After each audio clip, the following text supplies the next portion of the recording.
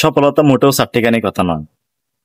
এটা স্ট্রাগল, এটা অধ্যবসায়, এটা পরিশ্রম, এটা ধৈর্য। সফলতা হুট করে কখনো আসে না। এটা আসার জন্য মিনিমাম সময় অপেক্ষা করতে হয়। মিনিমাম সময় অপেক্ষা করে কাজ করে যেতে হয়, স্বপ্নের পিছনে ছুটতে হয়, লক্ষ্যের পিছনে ছুটতে হয়, হতাশ হতে হয়, মানুষের কথা শুনতে হয়, মানুষের কটু কথা শুনতে হয়, প্রতিনিয়ত মানুষের হাসি ঠাট্টা দেখতে হয়। এটা কখনো সহজ নয়, এটা অত্যন্ত কঠিন। কিন্তু দিন শেষে রেজাল্টটা খুবই মিষ্টি, খুবই সুন্দর। তাই দুনিয়াতে আপনাকে অবশ্যই সফলতা অর্জন করতে হবে। যেহেতু দুনিয়াতে এসেছেন, অবশ্যই সফলতা অর্জন করতে হবে, কোনো না কোনো ভাবে সেটা অর্জন করে নিতে হবে। কিন্তু একটা জিনিস সবসময় মনে রাখবেন, শর্টকাট কখনো কোনো ধরনের খাওয়া যায় না। শর্টকাটে কখনো ধরনের খাওয়া যায় না।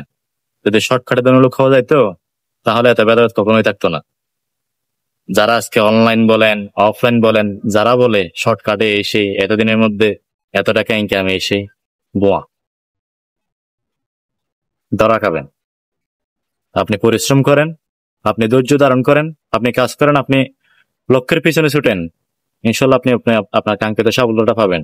কিন্তু আপনাকে অবশ্যই ধৈর্য ধারণ করতে হবে। আপনি যদি শর্টকাট ধরনের হতে চান, সেক্ষেত্রে আপনি মারা খাবেন, সেক্ষেত্রে আপনি কষ্ট পাবেন, সেক্ষেত্রে আপনি হতাশায় পড়ে যাবেন। তাই কখনো শর্টকাটে ধরনের হতে যাবেন না।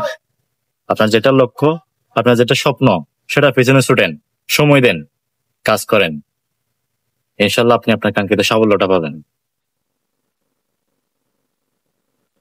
এটার জন্য লাগে অধ্যবসায়, এটার জন্য লাগে পরিশ্রম।